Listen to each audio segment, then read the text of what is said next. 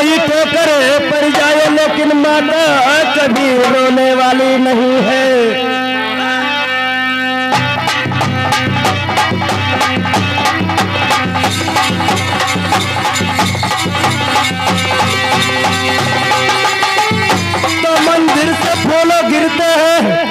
मंदिर से फूलों गिरते हैं उठाते हैं सभी लोग हैं। माता के पूजा सब लोग करते हैं लेकिन निभाते कोई कोई है।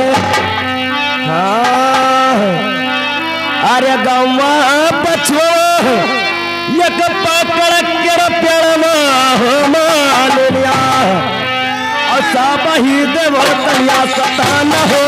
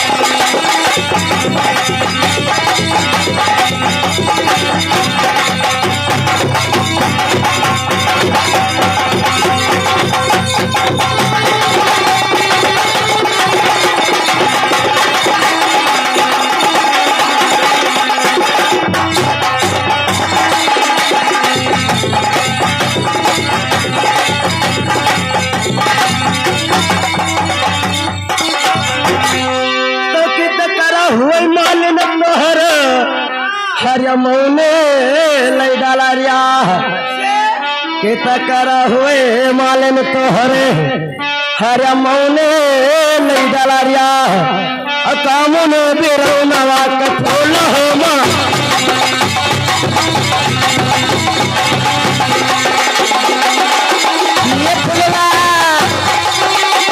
ये फुलवा हो मलिना काउने बिरौना कठोल हो मलिना